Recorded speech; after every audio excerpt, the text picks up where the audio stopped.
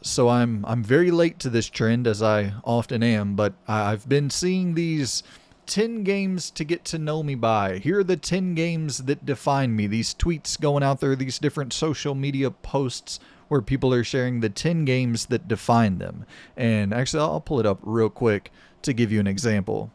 So it's this, I just typed in 10 games to get to know me on the Twitter search function here, and then it's pretty much just this collage of people sharing the 10 games that define them as human beings. Like, if you could have 10 games to represent your overall gaming taste, what 10 games would you select? And the homie Loon and I did something similar to this where we were talking about the 10 most influential games in our life, or the 5 most influential games in our life.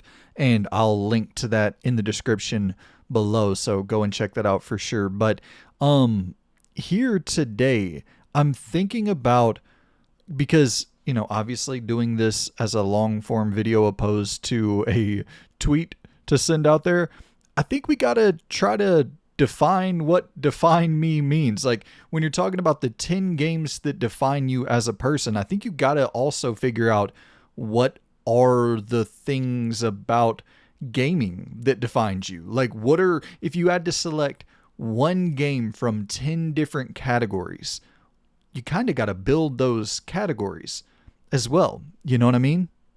Just kind of in the sense of, like, what are the 10 things to fill out here.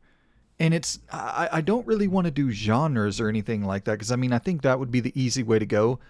Pick 10 different genres, 10 different styles of game. But, like, what are the 10 things about video games as an art form that mean the most to you? And of course, the first thing is, like, the formative years. You know what I mean? Like, the games that influenced you at your most influential point of your life, where your mind was open and you really didn't know anything about this hobby. And it's like, what were the things that really captured you at that early age to make you appreciate the hobby even more? And of course, the first game on that list for me, I'm not even going to go into a big spiel about it. Y'all have heard me talk about Resident Evil 2 from 1998 156,000 different times on the channel, so I'll save you the repetition. But yeah, without this game coming into my life, 1998, no chance that I would be here talking to you all right now about video games, or it would have taken me a lot longer to find the game that really made it all click in place for me. So absolutely, we got to put RE2 from 1998 on that list.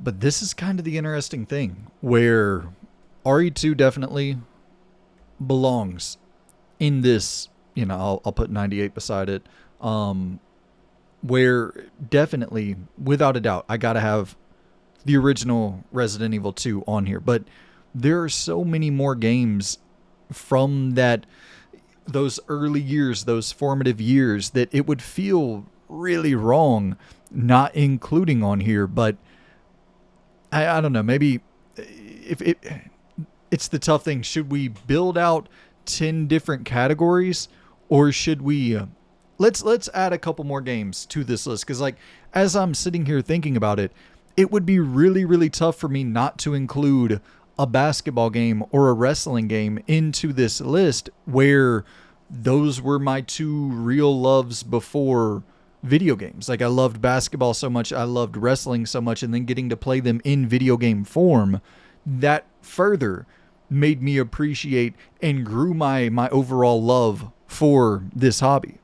But as far as the basketball side of things, I would really have to show some love to NBA Live 2003. I know that's a weird selection, but it's kind of what you're seeing on the screen right now. Those freestyle movements with the ball, as you're able, if I'm not mistaken, I think this was the first game where you were able to do, like, crossovers and behind the back dribbling and all that with the analog stick. So just that fluidity felt so damn good in comparison to, like, NBA Live 01, 02, the NBA 2K games. I just think this game moved so damn well. And yeah, it was definitely my basketball, like, my earliest basketball addiction in video game form. I loved NBA Live '03 so much, and definitely, like, without a doubt, you start talking about NBA Live '05, '06, we played those a lot more than we played NBA Live 2003. But you gotta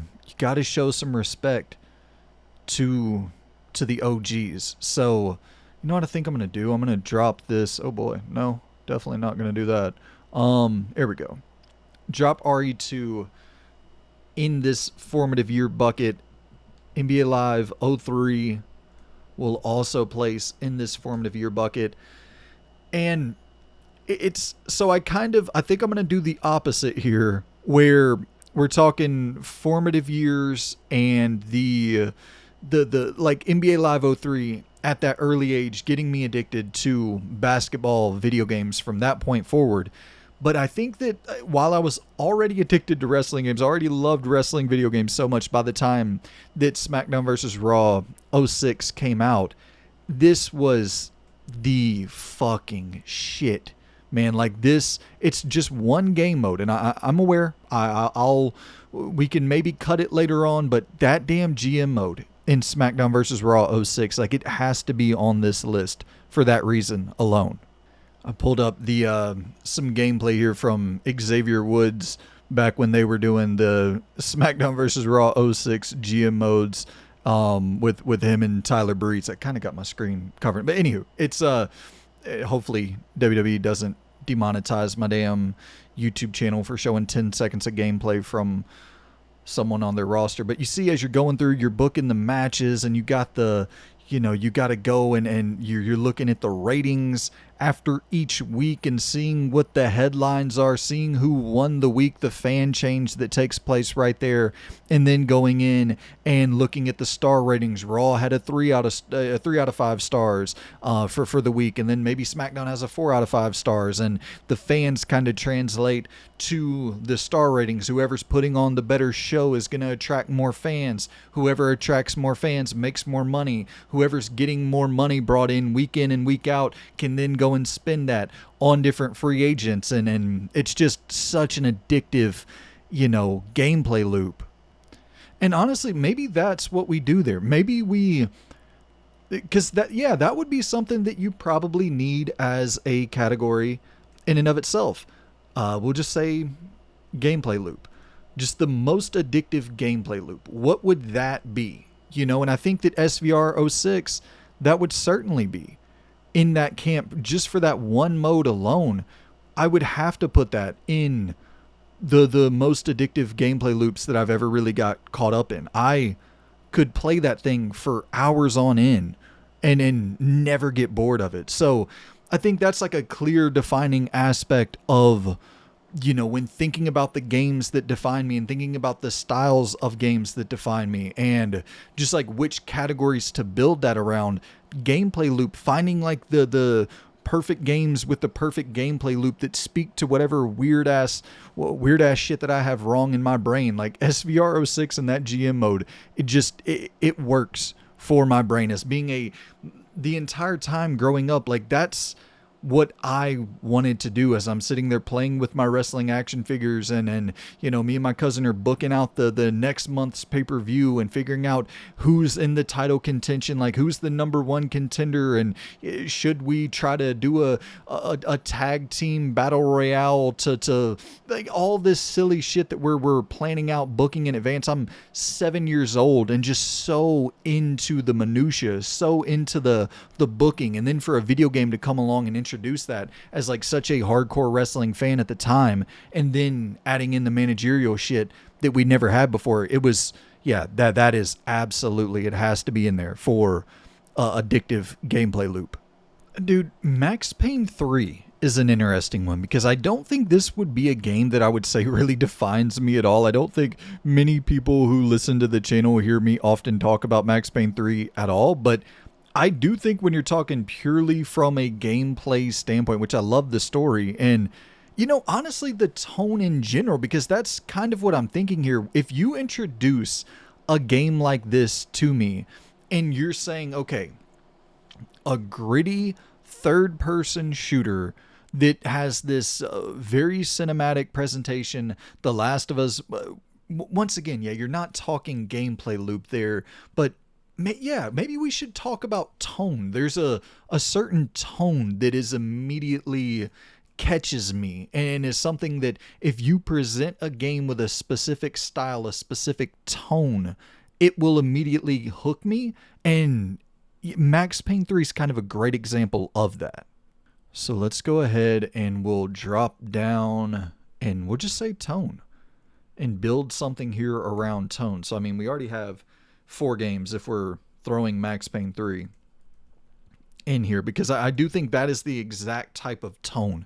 Like, I wish, I long for games with that sort of gritty, just that kind of vibe, the Max Payne vibe. I really miss that. And anytime that's presented to me, I'm immediately captivated to some degree. So Max Payne 3 certainly, I think, would fit into that camp. This is a weird one. I don't know if this fits, but I'm thinking Alpha Protocol kind of is in that range. It kind of lines up in that territory, but it's hard to say that this is a tone that, like, I will immediately go out and buy any game with this tone, because there are just no other games with this tone. There are no other big budget spy RPGs in gaming at all today. And really not before this either, at least modern spy RPG stories. But if you present me a modern spy RPG, or really a spy RPG to any effect, a Deus Ex or, Phantom Liberty, anything like that, I am on board instantly. And I think that everybody who knows me and who has been around the channel for a while, I think you would probably say that Alpha Protocol is like one of the defining games for me. One of those titles that is like a bit obscure, a bit of a hidden gem, I guess. That could be another category that we build on. Maybe Alpha Protocol, if we're talking like building a list where it's like finding the hidden gem that defines me, I think I would probably select Sleeping Dogs over Alpha Protocol. So, you know what? Let's drop Alpha Protocol in the tone category, and then let's call it the hidden gem. Like, you gotta pick one. And I think if I have to pick one hidden gem that I would say somehow defines me, such a narcissistic exercise this is. What defines me? Let's spend an hour talking about what defines me as a human being. Sleeping Dogs is the game that defines me as a human being. I mean, listen, dude. This is Sleeping Dogs could fit into all of these categories except formative years. You know what I mean? The gameplay loop is, I could play that same game forever. The tone kind of fits right there in line with Max Payne 3, Alpha Protocol, a little bit more silly, but somewhat similar in that camp. And of course, it is like the hidden gem for me personally. So Sleeping Dogs definitely has to be in there. And I don't know if y'all saw it recently, but supposedly the Sleeping Dogs script for the movie has been written, has been completed, has been submitted, and that thing is apparently, it has been greenlit for sure. So listen, I'm not gonna, I'm gonna keep my hopes very, very within responsible range. But if that movie comes out and does somewhat decent numbers at the box office, listen, I'll fucking line up, be there 4 times to watch that damn movie. And I got to get a new Sleeping Dogs game. I just don't know, how do you get that IP away from Square Enix, because I assume Square Enix wants nothing to do with it. And I mean, it is a new IP. I don't think they're, of course, it's from True Crime, the Streets of LA, Streets of New York, but I don't think Activision owns the IP Sleeping Dogs. I think that, I'm pretty sure they still own True Crime is not. Anywho, Yeah, so I still think Square Enix is going to be responsible for the future of this game franchise, as far as I'm aware. Correct me if I'm wrong, but I would hope that somehow we can have a situation where they sell off that IP like they did with, you know, Embracer, where Embracer bought Tomb Raider and Crystal Dynamics and all of that. If they could do something similar for Sleeping Dogs, I would be very, very grateful. Unless they want to fund it, I absolutely would be down to see Square Enix fund it again. As long, well, no, not really, because the game will come out, sell 20 million copies, and they'll somehow be disappointed with the sales. All right. So what are we looking at now? We got one, two, three, four, five, six games on the board. So we need four more. And got to find some more categories. Like, what are some other categories that would define me as a video gamer? I mean, we don't really have anything regarding. I mean, story and tone kind of go together to some degree, but yeah, you got to have just overall story. And that seems like a boring category, just story. But we'll leave it for now and kind of think through it as we go along. And we brought it up earlier, but The Last of Us, Tilu 1, would definitely be the first game or one of the first games that I think of for this category when just solely focusing on the story. And I think, a big thing for Tilu 1 that worked to its advantage is I never, and maybe this is a totally different thing, but like emotion, feelings, just hitting you in the gut with the feels. I don't know if I had ever really had that style of experience where, I'm real deal crying, like grown man tears over a video game. I had emotional beats take place in stories in the past, but when I think about something like Metal Gear Solid 2, that was definitely a thought-provoking experience, but I don't know if it was necessarily pulling at my. It definitely pulls at your emotions. It pulls at your heartstrings a good bit, but not to this degree. I was so blown away by, everything from the performances to the writing and just to the, even talking about the thought-provoking nature, but more you could sit down and debate, not to go into spoilers, which everybody kind of already knows, but talking about the ending, you could sit down and have a rational conversation with someone who played that game, got to the end, and thought completely differently of Joel than you do. And that sort of water cooler discussion around a game's ending, like, definitely, I'm not saying this is the first time that had ever happened before, but it was the first time where I felt like I could completely understand where someone else was coming from and their, I guess, light spoilers, but if they viewed Joel as a villain, if they could vilify him due to his actions at the end of that game, and then I look at it and I'm like, well, I would have did the exact same fucking thing, and then we break down X, Y, and Z for why we would feel that way. And just not even that, Sarah, the giraffe, just like you can go through all these moments just immediately spring to mind when thinking of The Last of Us 1. And it's, yeah, certainly when talking about story, that game has to be in that company for me.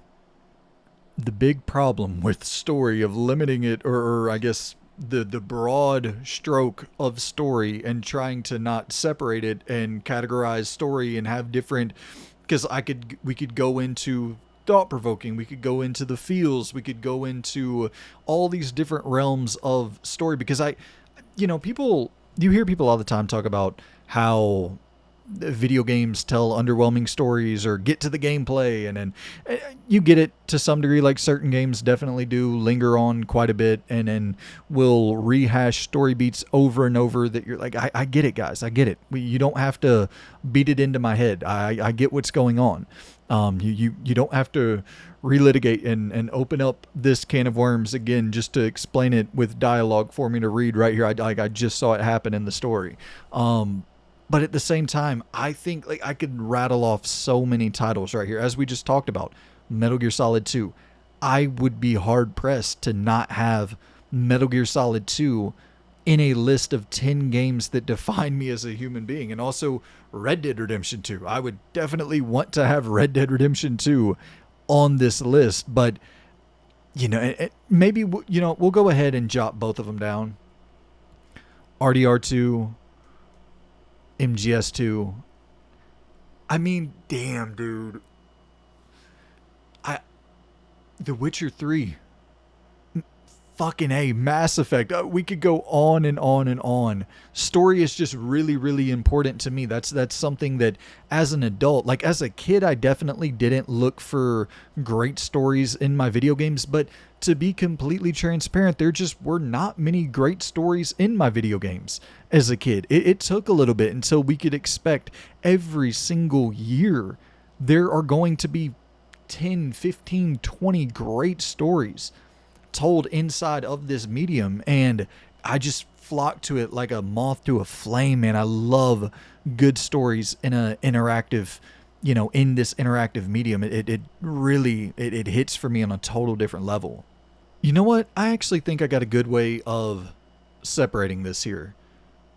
I mean, we're way over 10 games already. We'll make some cuts. We'll make some cuts if we have to, but branching dialogue.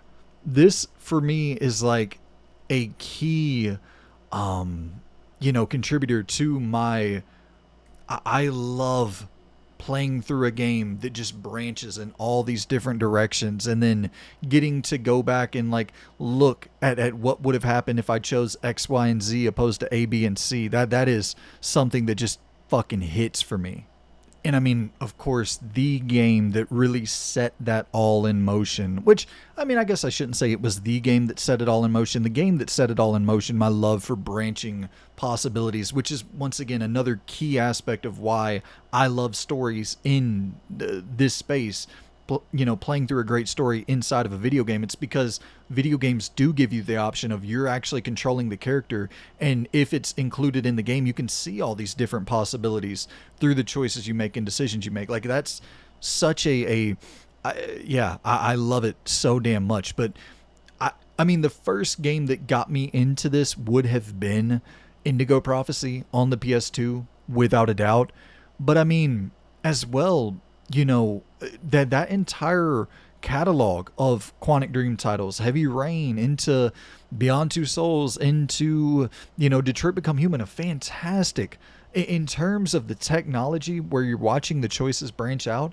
Oh my god, so impressive. But the game that I would say defines this for me is definitely Mass Effect, where Mass Effect 1, I'll never forget a myriad of the different choices that I made in this game. It was so impactful as, getting to control Shepard and really feeling like you are charting course and you're creating what the next two games, the story that you're laying out, you're beginning that arc and beginning to create what will unfold for the next two games, and like looking back at the choices you made and being like, well, fuck, I wish I wouldn't have done that. Or just, I think once again, just purely talking about the technology, we've never seen that since. We've never seen that before, never seen that since on that level, where your choices really matter from game to game to game. And of course, a little bit of dropping the ball there with Mass Effect 3, but holy shit, man, that was mind blowing to me. When I first played Mass Effect 1, which I didn't play Mass Effect 1 at launch. I played it like almost 10 years after it launched. So certainly we gotta have ME1 in there, and then The Witcher 3. I think, oh boy, what is going on there? The Witcher 3 definitely belongs in this company, just out of sheer how impressive that game was, with obviously with everything going on with Ciri in that game and the choices that you're going to make that directly will affect her, but the romance options that are included in this game, and tackling romance better than just about any other game that I've ever played in my life. And just like fantasy romance in general is gonna kind of veer on the corny side, but somehow just able to circumvent that entirely, and also able to just circumvent that feeling for me entirely in general, is so impressive. Where I do not like fantasy, I'm often completely out on fantasy, like from moment one, hearing people talk with it's so off-putting to me. It's such a instant immersion breaking kind of genre. Like I do not like most fantasy. I try to keep my mind open. There's certain fantasy like Final Fantasy VII, the remake I enjoyed, and I'm not saying I'm completely out. Dragon Age, certain bits of Dragon Age really like. I'm not saying I'm completely out on all fantasy. Just immediately like I'll keep my mind open to it and dive in. But this shit here, man, it just somehow, some way, doesn't have any of that. What do the kids say? The ick, like you have a romantic interest and then they do something that gives you the ick and you're just like, I'm out on this person. That's how I am with most fantasy, and something about The Witcher, dude, just doesn't have that ick at all. And then of course, talking about the choices that you make, the Bloody Baron, and it's just a game that is riddled with iconic choices that you will have a real impact on your experience and your takeaway, and your experience versus your friend's experience who chose something completely different. And once again, just having those kind of discussions, I think that's what makes this genre, or this games with this style, and maybe that's something in there as well, like Western RPGs. I don't think we need to have that as a category, but I do just really fucking love Western RPGs because of the branching possibilities through dialogue and the different choices that you'll make. Dude, I'm sorry. We're going to spend all day just talking about stories, but I cannot, I can't add it to the list, unfortunately. Like, I'm looking here and we got Resident Evil 2, SmackDown vs. Raw 6, Max Payne 3, Alpha Protocol, Sleeping Dogs, The Last of Us 1, Red Dead 2, MGS 2, Mass Effect 1, The Witcher. I mean, we're at 10 games already. And yeah, so we're definitely going to have to make some cuts here, unfortunately. But I got to give a shout out to A Plague Tale Innocence and A Plague Tale Requiem. In terms of like all-time great stories, both of them would qualify for that list. But unfortunately, we're already running out of room. I mean, we're not already running out of room. We're already completely out of room. And I don't feel like we're even halfway there. I feel like I got 10 more categories that I'd like to add to this list. Dude, I mean, just sitting here thinking about The Witcher 3, and you gotta have, for me, like a living, breathing world. Let's just say favorite world, I guess. I don't fucking know, but you gotta have that represented. As that's another thing that I'm such a mega fan of, is just having it doesn't even necessarily have to be an open world, although the game I'm thinking about, and the game that I think will definitely represent this, is GTA San Andreas. Like, that fucking world of San Andreas, and going in and having Vegas, Los Venturas or whatever, having these simultaneous, what is it, like 3 different cities being rendered in simultaneously. It was just operating on a totally different scale than anything else at the time. It was humongous, man. And I'm not often the person who is just going to get lost in an open world and feel like I'm simulating some form of life in an open world video game. But I actually felt like I could do that with CJ in Grand Theft Auto San Andreas. You know what I mean? Like, I actually felt like I had my routines and rituals as I'm going to the gym and then going to grab a burger and then going to, change my clothes and then get a haircut. And like, I had all the blocks memorized, and I hit the back street here, and then I'm going to go and park my car in the garage, and I'm going to walk over here. I'm going to shoot some hoops in the backyard. Like, I had this full day-to-day lifestyle mapped out to, to Los Santos. And it's, to me, just that block with Grove Street in general. I'll never forget that block,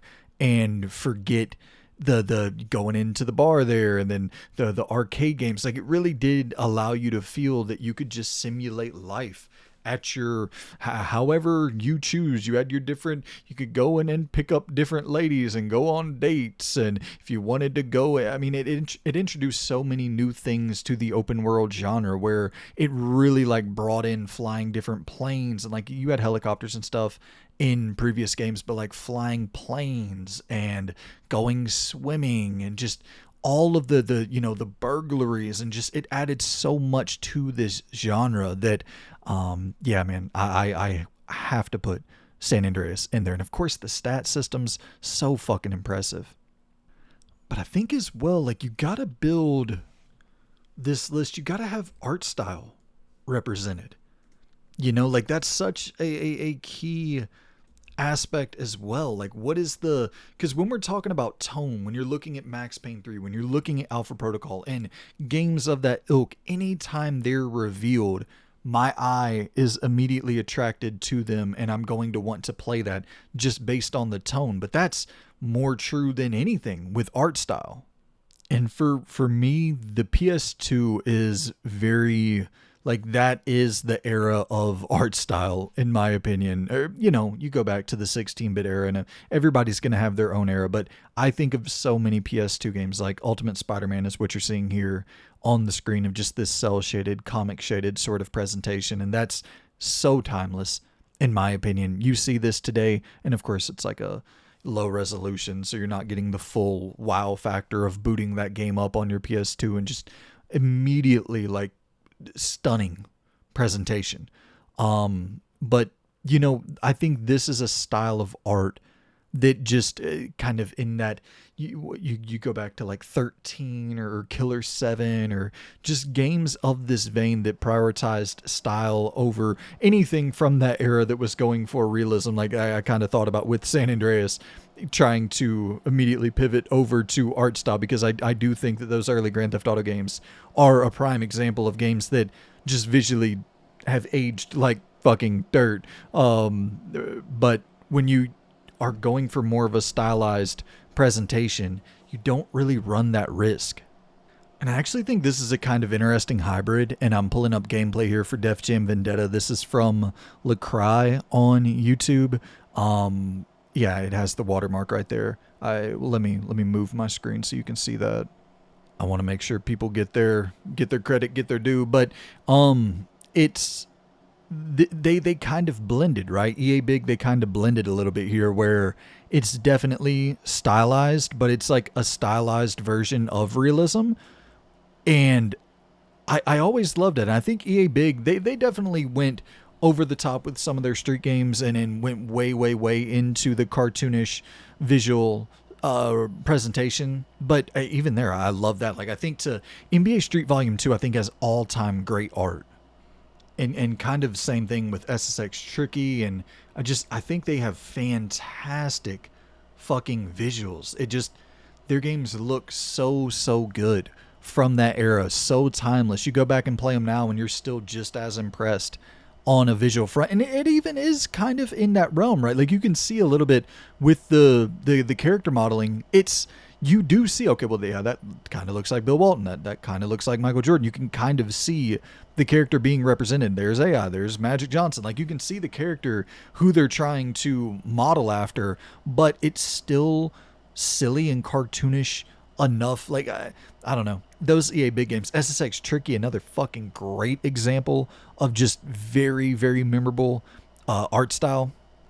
And I mean, of course, you go into, like, it's not to say that realism can't also be art, or can't also have a very specific flavor of art style. Like, I think that a great example of a very realistic game with crazy art direction is, well, I mean, two for sure jump out at me. I think Horizon Zero Dawn has just unbelievable. The Horizon series in general just has unfucking believable art direction, art style, just a vibe that it captures. It is going for something so specific, and it captures it to a T, dude. I'm so impressed by the visual quality of these games. And to me, It's of course you see here like the mechanized creatures and the robo dinos, but it's so much more than just that. Like the way that they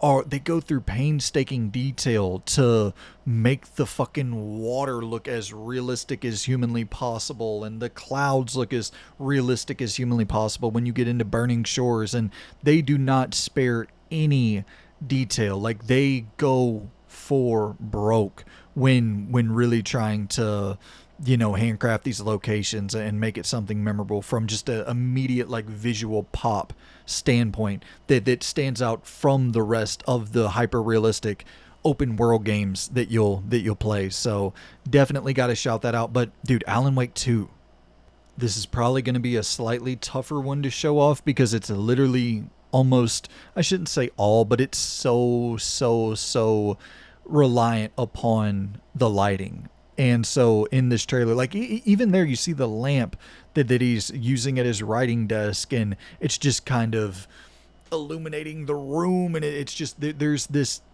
it has this thing with the lighting that I can't really put into words. It's like the right lighting used at the right time every time. There's very rarely a scene in this game. Right there, boom, the green lighting backdrop as you're exiting the tunnel. Every single scene has just the perfect light. I mean, yeah, it's just it as you're seeing on screen before you. It is the lighting in this game is unbelievable. And so yeah, this is a I know you're maybe talking a little bit more about art direction than art style, but certainly you got to shout out both Horizon Zero Dawn or the Horizon series and Alan Wake 2 for sure. So let's go ahead and we'll jot down. You know what? Let's just go for one here and let's pick. I'll actually say Def Jam. Def Jam, Vendetta, Fight for New York, whatever. That I love that art style. I think that's such a specific thing. It tickles such a specific itch in my brain where it's a great line in between like realism and cartoonish presentation that it perfectly kind of merges that gap, but also doesn't really age. Like I could play a game that looks just like that today and I'd be totally satisfied with it.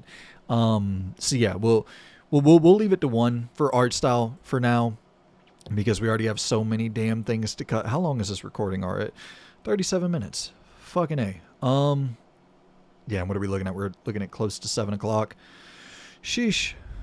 Dude, thinking about Def Jam and NBA Street and those are games that I really think about as like comfort food games. And as I'm thinking about that, you got to have a category on here for comfort food gaming. That's such a important part of my gaming habits is having something there that is cozy, something that is like a warm blanket of nostalgia that you return back to. And I think that like you could definitely throw something like Def Jam on there. Although I don't think I replay it enough to call it comfort food. I mean, Resident Evil 2 would work perfectly here, but we already have that on here, so we're not going to reintroduce it into another category. I mean, SmackDown vs. Raw 6 would kind of go great there.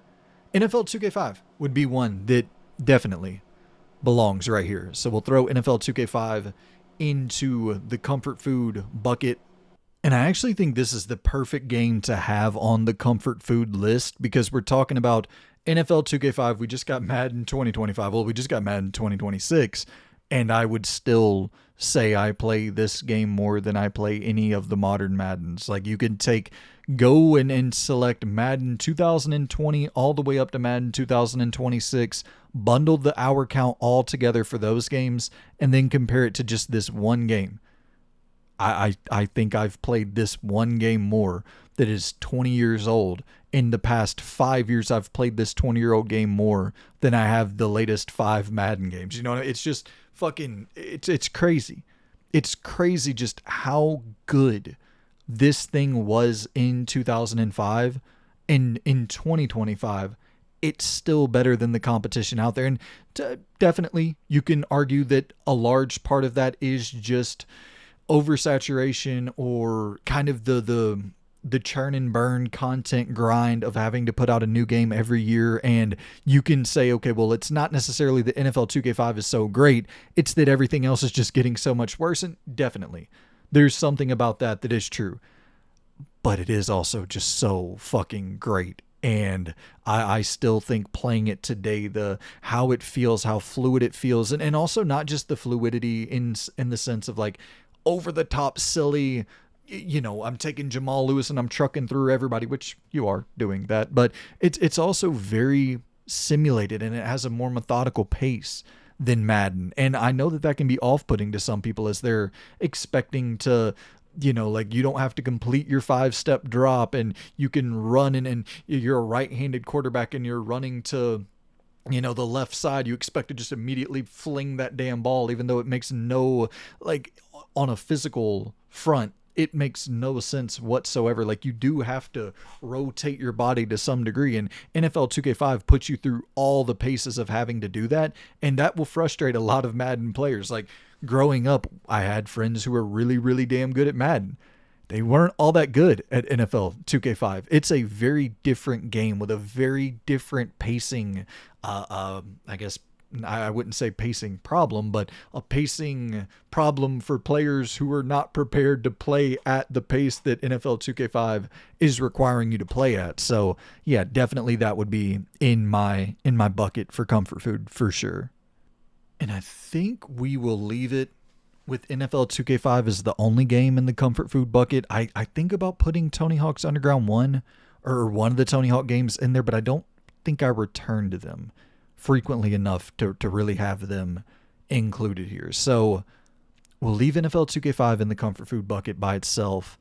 And I think that this is probably the list that we got to begin cutting from to build the Big Ten here. Dude, The Wolf Among Us has to be somewhere on here. I mean, yeah, that can go right in there with branching dialogue. The Wolf Among Us for sure belongs in that camp. Or didn't I have something that like most impactful games or anything like that? I had formative. Most impactful, I guess formative, most impactful, you can kind of go, those are one and the same to some degree, but the Wolf Among Us, like I have to have the Wolf Among Us on here in the final 10. If that's the game that got me back into games, you know what I mean? That's the game that without it, I don't think I would be sitting here, in the same way that RE2 from 1998, that was the game that got me into games. And then as I got out of games in high school, The Wolf Among Us like brought me back in through that same branching dialogue obsession that I had while playing, Indigo Prophecy, of just seeing the evolution of it after the time away. And I definitely would have to have The Wolf Among Us in there as well. So let's see. All right, so as you see on your screen, what I went in and fuck some shit up. Hopefully I didn't fuck anything up too much, but I went through this list. I erased all of the categories and I bundled the games together and then numbered them. So we have 15 games from this list that we got to get down to the 10 games that define me. We have 15. We got to eliminate 5 of them. 5 from this list that maybe just don't quite, aren't quite in that. I don't know the word for it. The games that really speak to me, like if I was trying to build out a photo to post on Twitter to represent me as a human being for 10 games that define my personality as a video gamer, I got to remove 5 of these bad boys, which is tough because I do think all 15 of these in some way, shape, or form are very, like, they I think represent what I like most about video games. I think if I had to look at this list to pick one thing immediately off from here, that it would probably be Max Payne 3. I don't think I'd talk about Max Payne 3 enough to really have it as like something that defines me as a gamer. You know what I mean? I don't think that, well, that's not erasing. I don't think anyone would think about, boy, I'm fucking all kinds of shit up here. Okay, I think we're good to go. But yeah, I don't think anyone would think me when they think Max Payne 3. I don't think I'd talk about it enough to really have Max Payne 3 be something that would be solidified on here. Although I do fucking love the tone of that game. Okay, so remove 4 more things from this bucket to come away with 10. I mean, Def Jam Vendetta, probably not. That's probably not on the and I'm not, this isn't like my top 10 favorite games of all time, although it is very much coming down to a list that is similar to my top 10 favorite games of all time. But you get the point. It's not that, that's not necessarily what I'm trying to build this around. Even if the cookies fall that way, then that's, you can't do a whole lot about it. And speaking of that, NBA Live 03, I would definitely have NBA Live 05, 06, somewhere in there, but 03, important for the impact that it had at the time to get me into kind of a combination of I think that really helped build my obsession with basketball and helped build my obsession with video games. So certainly important video game. And then next cut. See, now we're getting to a territory where it's fucking impossible, man. Oh, Jesus, dude. I do not know what I would cut from this list of 12. This is brutal. And keep in mind, this is no order whatsoever in terms of my favorites or anything like that. This is just order of how we went through and documented it. Goodness gracious. Think I would probably remove... Boy, oh boy, I do not know. Can I just have 12 games? Can we cut it off here at 12 games? I mean, I guess I removed The Witcher 3 from this bucket. Tough, but I think I would remove The Witcher 3 from that bucket. And then I would probably have to cut...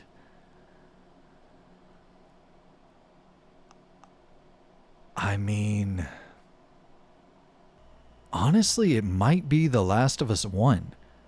I think The Last of Us 1, I think, would be the game I would cut. Once again, if we're talking 10 favorite games of all time, The Last of Us 1 is definitely above some of this stuff. But in terms of like defining me personally, listen, a lot of The Last of Us 1 in terms of my appreciation for storytelling, The Last of Us 1 definitely made me appreciate video game storytelling on a totally different level. But I don't know if I would say it personally defines my preference as much as these other games. That's tough. Yeah, I don't know. Maybe I made the wrong choice there as I'm sitting here looking at it. But that's what we're going to go with. The 10 games that define me personally. Shit, man. Let's see. So, okay, yeah. It's already been close to an hour-long recording, so I don't want to take up too much of your time, but I have been playing a couple games that maybe we can do a quick backlogged review of a few titles that I have been jumping into, if that's okay with you all. But thank y'all so much for the YouTube members and the Patreon members. They selected this topic, the 10 games that define me topic. I put up a poll. I'm gonna start doing that each week, putting up a poll for the YouTube members and Patreon supporters to vote on, and they can select what video kind of gets recorded or what topic gets recorded for the week. And this week they selected the 10 games.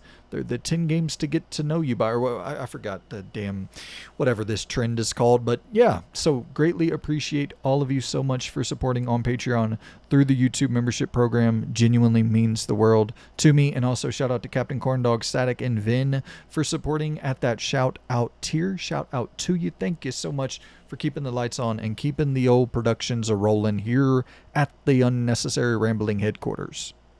All right, so let's talk The Outer Worlds 2. I'm going to get out of your hair pretty quickly with these reviews because I know it's already been a long recording. But yeah, I got a lot I want to say about this game and one other game in particular that very much surprised me. But The Outer Worlds 2, I went through it played it. Big juggernaut of a video game, another big juggernaut of a video game that is coming out late in the year. And I think I put about 35 hours into The Outer Worlds 2.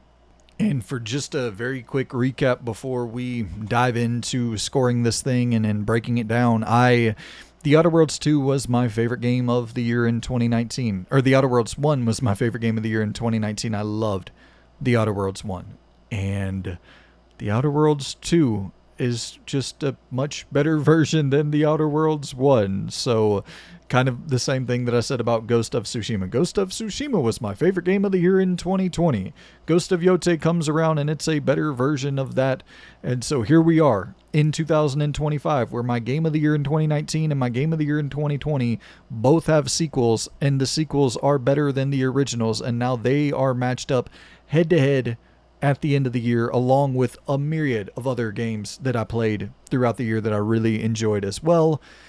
It's going to be a bloodbath, but this is certainly in contention for one of my favorite experiences of the year. I think that from a combat standpoint, it is a night and day improvement. The, ADS, the actual ability for you to feel like you're playing a first-person shooter that is competent in a role-playing game, that is, I'm so fucking appreciative of that becoming kind of a new trend with these. And gotta shout out Starfield there as well. Where I know a lot of people like to bag on Starfield, but Starfield was a competent shooter. It felt good to play, and that is not something that you could say about this style of RPGs 10, 15 years ago. So I'm glad to see the improvements there, and just the improvements from 2019 to 2025. The combat in this game is a night and day improvement.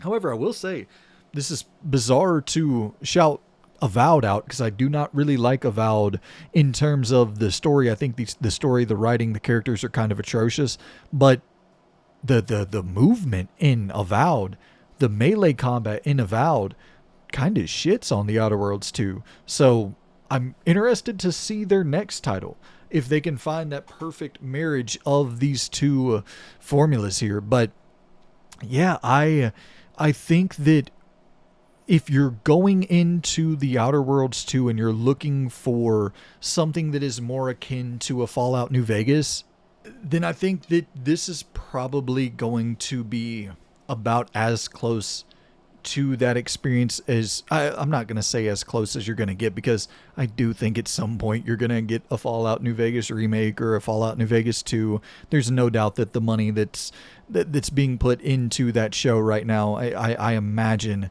with the direction they're taking that show, that you're going to get something Fallout New Vegas related. But for the time being, I mean, this is, I think, as close as you're going to get for a little bit, because it's almost mirroring the skills and traits and just that entire rollout for Fallout New Vegas is kind of represented here in The Outer Worlds 2, and just the level of depth that you have for the conversations and the dialogue interactions that are taking place in this game is fucking stunning, man.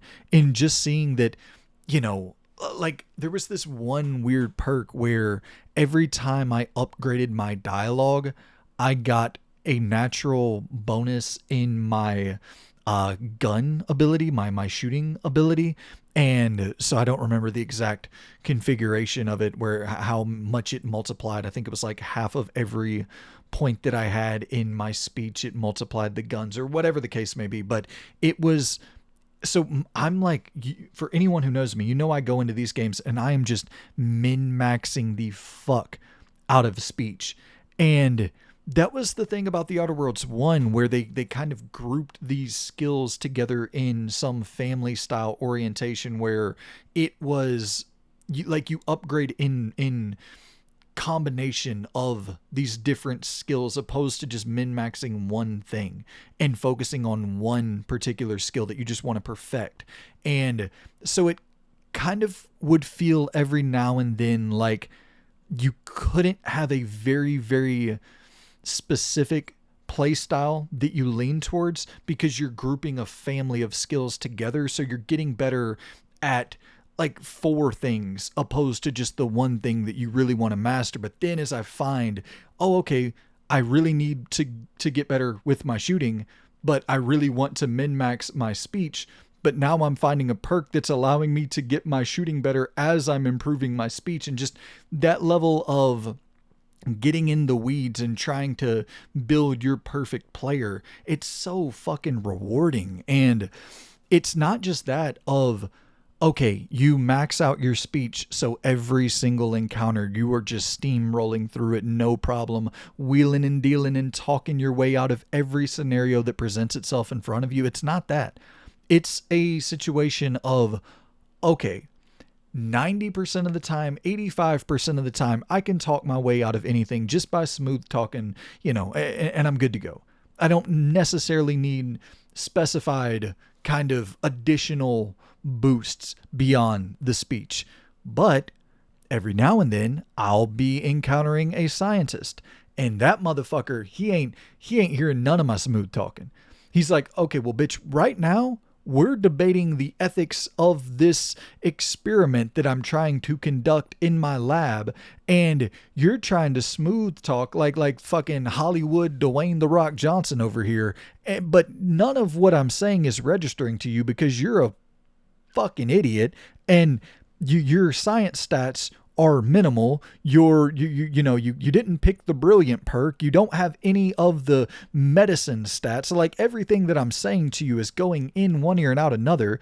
So we can't converse on an equal playing field. So nothing you're saying to me is like, I don't care at all to hear you try to smooth talk me out of doing this torture experiment or whatever the fuck you're trying to conduct that you think is going to better the world.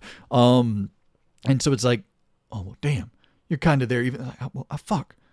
I put my speech is maxed out. I got 20 points in my speech, and I'm not able to convince this motherfucker to stop torturing people. And it's like, well, shit, yeah, I guess it probably would have been smart to maybe put a little bit into your science, a little bit into your medicine, and maybe at that point I could have, okay, so do I re-roll a character entirely, go from the ground up and just completely rebuild this guy for this one specific encounter that I know is going to take place later on in the game? And that's the thing of you start getting that feeling as you're going through these different story beats that roll out for you. You're like, well, fuck, the character that I built, he wasn't right for this, but maybe I can build the right character. Maybe I can go in and spec out the right character that's right for all of these jobs, and I can build the perfect guy. Now that I know all the events that take place, maybe I can go and find the perfect guy to solve all of these problems that before they pop up. And I don't know. The Outer Worlds 2 is...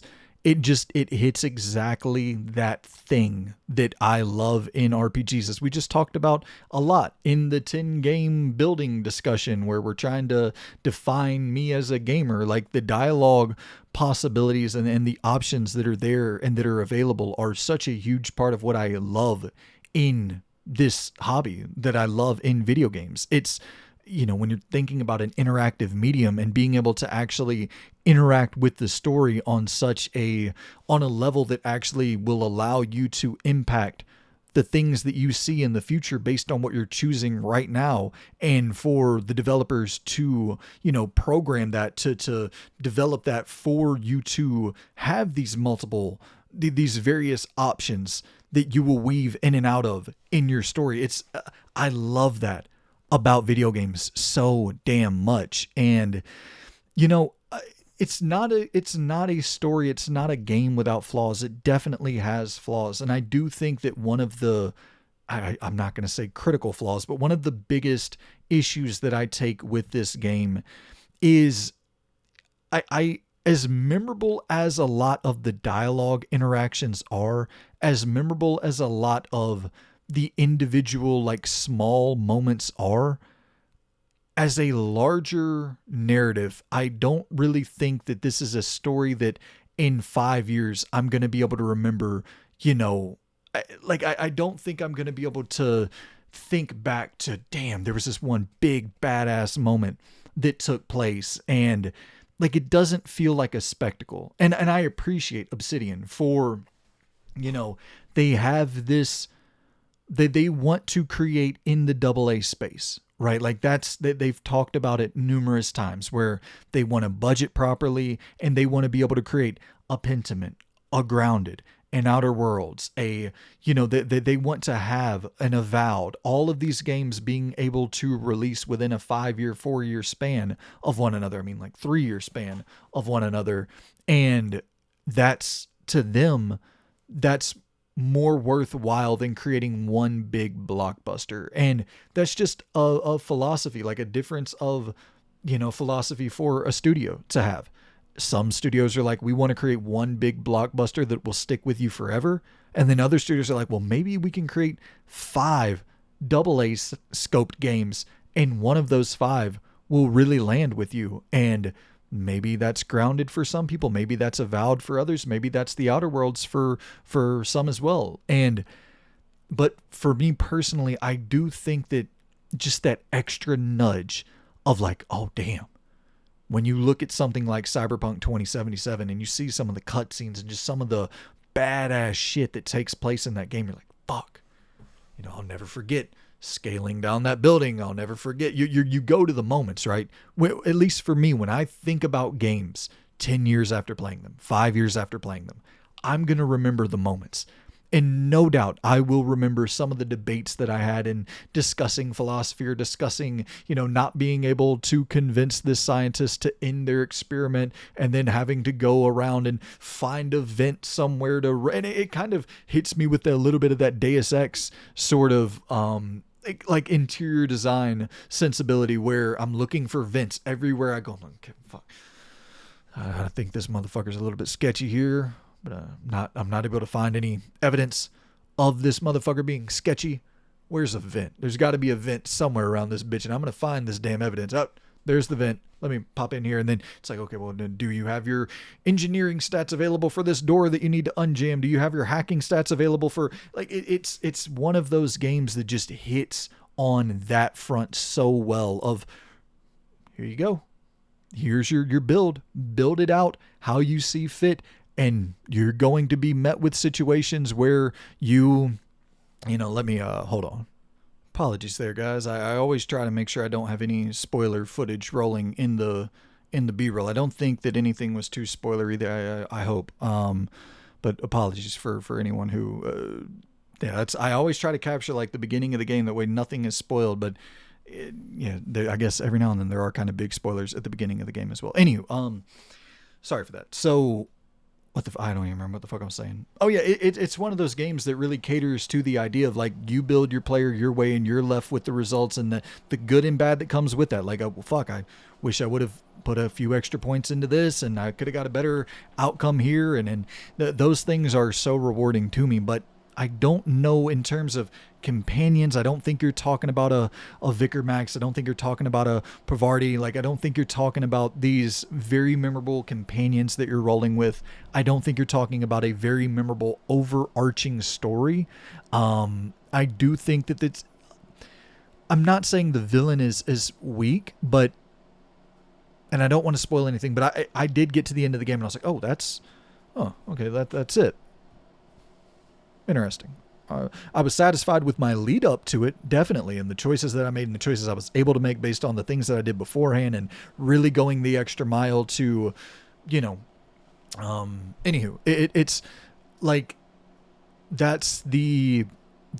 I loved that shit. But at the same time, I do wish that just a little extra cash was infused into this thing. And not to say once again, the combat improvements are fucking night and day. It feels so much better to play, and just kind of platforming around feels a lot better. Not quite Avowed level once again, but much better overall. But I do think that, yeah, I don't think this is going to be one of those all-time memorable games that just sticks with me 10 years from now. Great video game, fucking very well made RPG. And not to go into a full different conversation, but the lessons that Obsidian are learning are the right lessons to learn.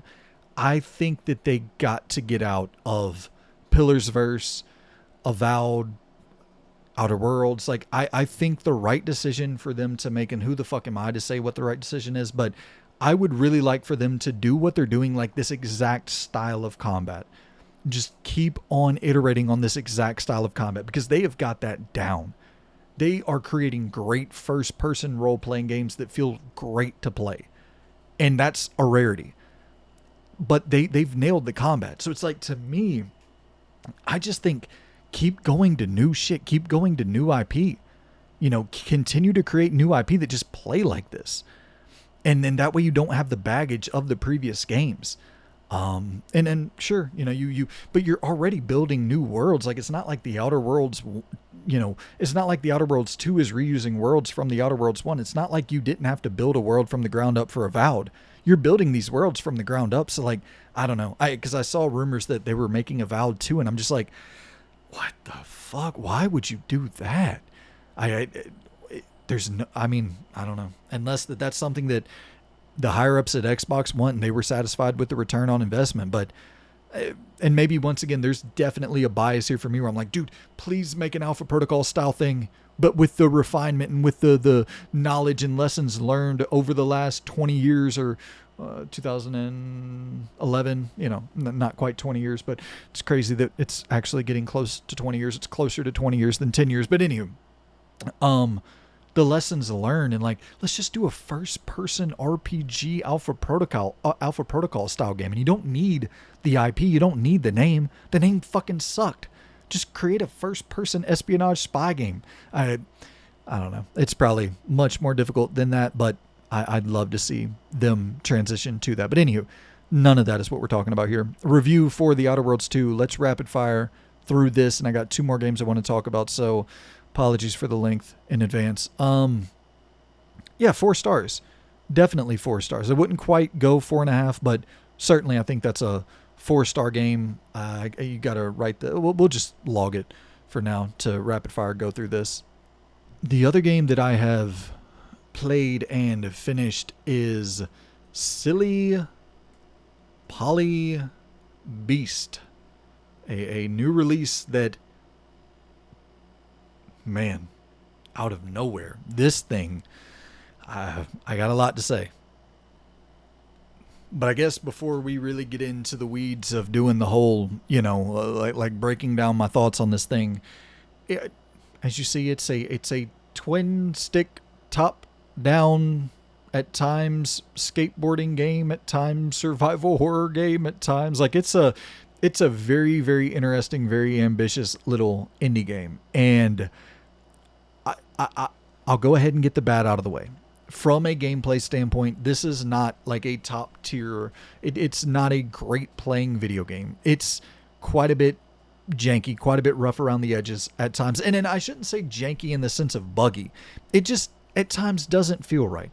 And it might feel better on PC. I could see this being played with a keyboard and mouse and feeling a lot better. But as a console twin stick shooter, at times it just, when you're aiming, it doesn't have that sort of satisfaction in terms of lining up those shots perfectly, because it does this sort of auto lock on system. When you're aiming in the direction of an enemy, it auto locks onto them, and sometimes that just wigs the fuck out. You're aiming right there and it's not locking on for whatever reason, and that can be a little bit frustrating, a little bit tedious. However, this shit, what you're seeing on the screen now, is one of the most thought-provoking stories I have ever experienced in an indie game ever.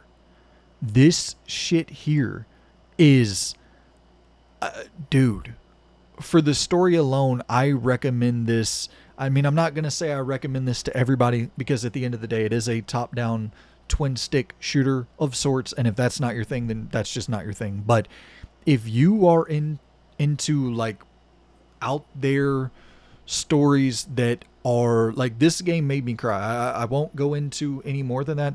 Straight up made me cry. Like cry. It's fucking heavy, dude. And I mean, you're seeing some of this on the screen right now.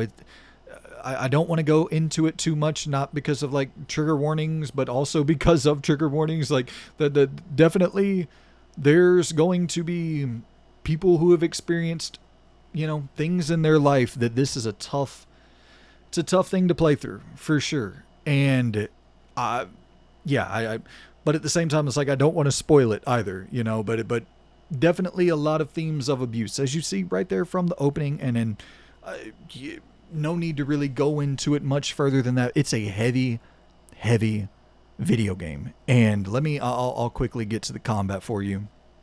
So yeah, it's about to kick to combat here in the video for the B-roll, just so y'all can get kind of an idea of what to expect from the moment-to-moment gameplay experience. But yeah, it's one that, once again, I would much more recommend from the standpoint of the narrative. And I don't really even want to talk about the narrative. I don't really even want to talk about the themes. I don't want to talk about the characters. I don't want to talk about why you're in this creepy world that you're seeing and who these creepy creatures are that are coming after you. Like, I want anybody who is interested to just jump into this thing as blindly as humanly possible, because I legit think the opening, I don't know, 20-30 minutes of this, it hits that kind of Suda 51 sweary Remedy, in that vein of so creepy, uncomfortable, but stylized to a degree of just like appreciating how fucking dope it looks, how dope what you're seeing on screen looks, despite how kind of spooky it is and uncomfortable, unsettling. And yeah, I think that one of the things I appreciate a lot about the combat, that I don't know if you'll see on screen here, this might be a little bit too early before it starts doing it, but sometimes you'll be fighting an enemy and you end up fucking them up. And because these enemies are bullet sponges and damage sponges, but you'll end up fucking them up, and they'll start like limping, and you'll actually see the damage that the damage that you've done to the enemy, and that will be represented with their character model limping around or kind of crawling to you, or whatever the case may be. So there's some cool shit that's being done from a technical standpoint with this game that I was, once again, from an indie game, that is not quite what I'm expecting. And yeah, then you get into your skateboarding, which is kind of like a temple run, very simple. Press X to jump, press square to sit on your board, go from side to side, avoid pitfalls. And I don't really know why skateboarding was introduced here, but it's great to have in the mix, as you're like, this is a genre, anything that, if you can add a little bit of spice to the horror game experience, and I don't know, I wouldn't call this survival horror per se, but if you can add a little bit of spice to the horror game genre, I welcome it with open arms. Like, I think that, listen, I love horror games, but 9 times out of 10, when you go in to boot up a horror game, you feel like you've already played it. Every new horror game that comes out, as much as I like quite a few of them, I often feel like I've played all of them. And this feels unlike anything else, and it has a story that is unlike anything else, that is so deeply personal, and something that I hats off, genuinely respect the fuck out of this game. It's one of the most underrated titles of the year. Keep in mind, once again, from a gameplay standpoint, I'm not saying it's all that great. From a storytelling standpoint, it is excellent. So let's review it. I mean, genuinely, dude, I think I'm going to go 3.5 stars on this thing. I really liked it. And I mean, you get to the end of the game and it actually does kind of do some Resident Evil classic style shit, where you got like a big location that you're traversing through, and you have some backtracking and some resource management. And then there's some,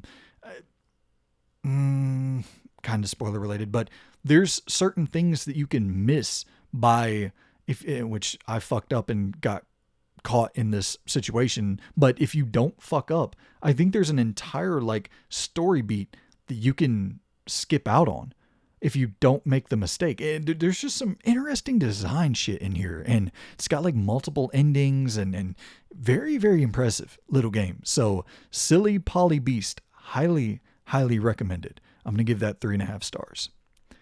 And let's see, Dispatch. We got to update the old Dispatch review, because, and I'm going to be really quick with this one, I have it here, as you see, at a 4 star. I am bumping that up to 4.5 stars. And all I'm going to type in here is episode 1 through, what did it leave off on, 6, right? Yeah, and then we're going to get 7 and 8 this coming week. Yeah. Yep. They're doing it. They're doing it. If they manage to not fuck up the landing they are on track to create one of the greatest adventure games ever made. Full blown. I am blown away by episodes 3, 4, 5, and 6. It's all-time greats in this genre. Blown away. And once again, I'll keep it there. Highly recommend people playing it.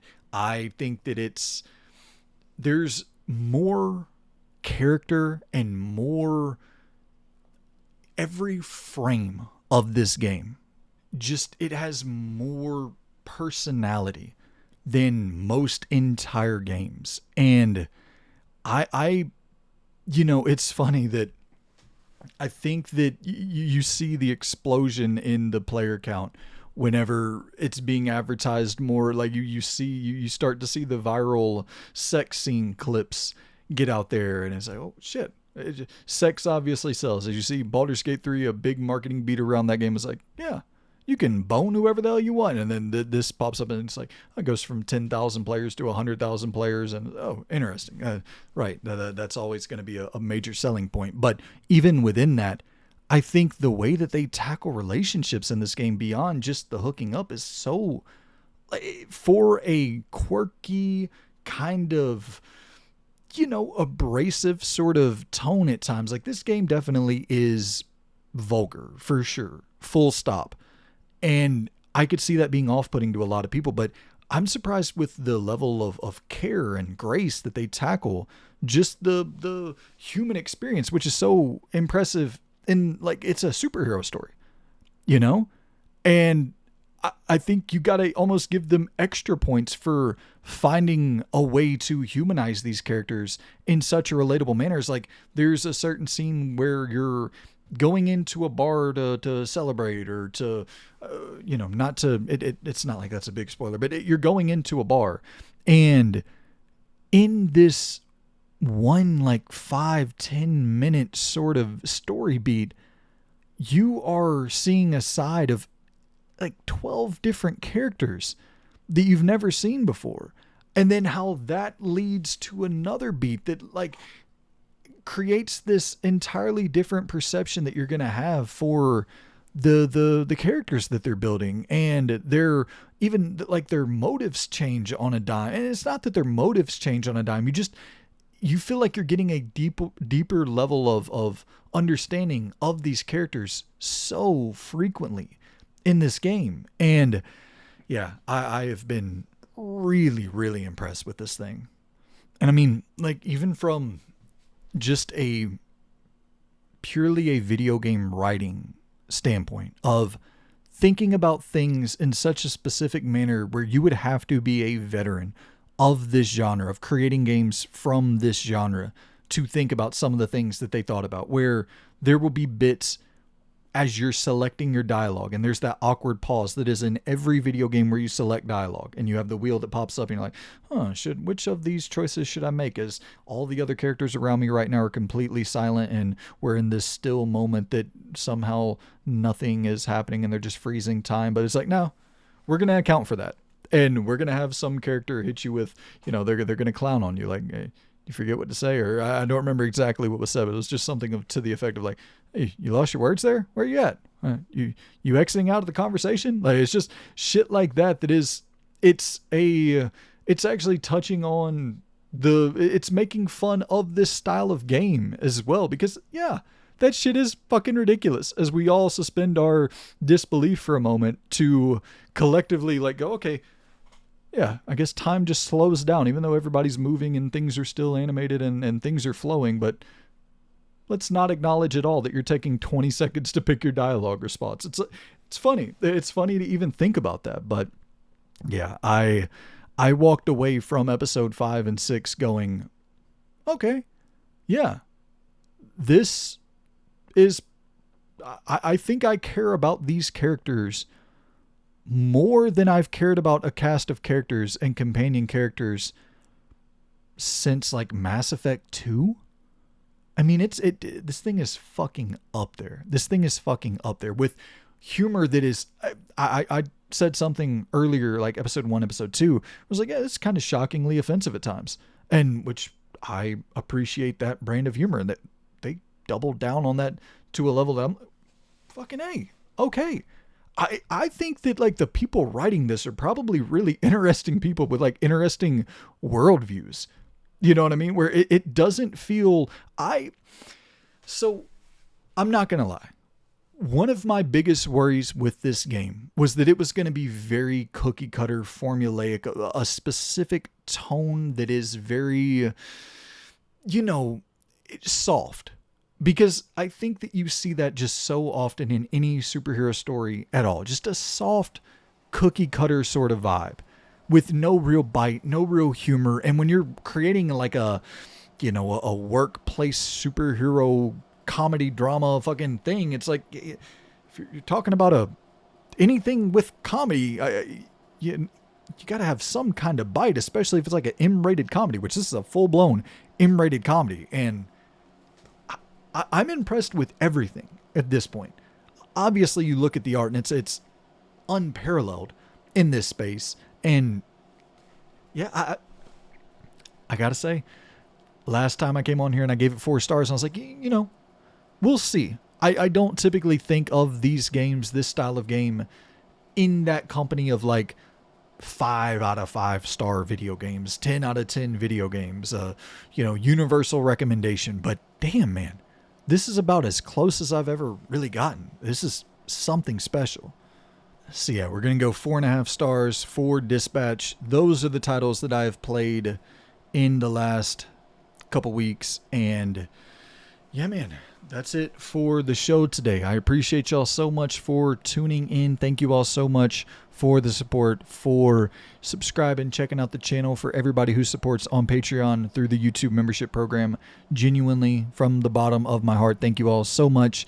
And as we head into this end year season, we'll see how Dispatch shapes up. It's definitely in the running for my Game of the Year spot amongst quite the crowded competition, quite the list of games that are fighting for that number 1 spot this year. It's going to be a bloodbath. I have not even began to really think about what my Game of the Year is. And I kind of like to go into Game of the Year without thinking about it.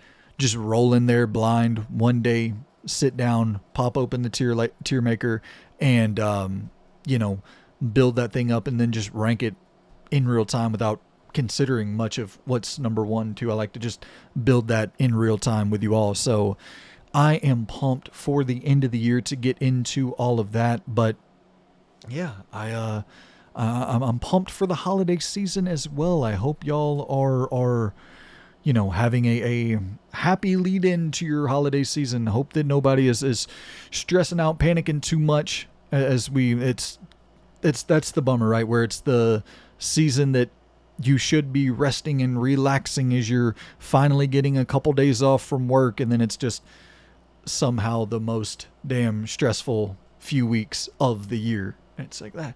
I don't think this is how this is supposed to work out at all. But yeah, man, I hope y'all are all doing well. Take it easy, guys, and I shall see you good people in the next episode. I feel like I'm forgetting something, but I guess that an hour and 23 minutes later, I think that I'm probably forgetting a lot of things. I think I'm running out of words to say. Thank y'all so much for tuning in. I'll see you good people in the next video. Take it easy, guys. Goodbye.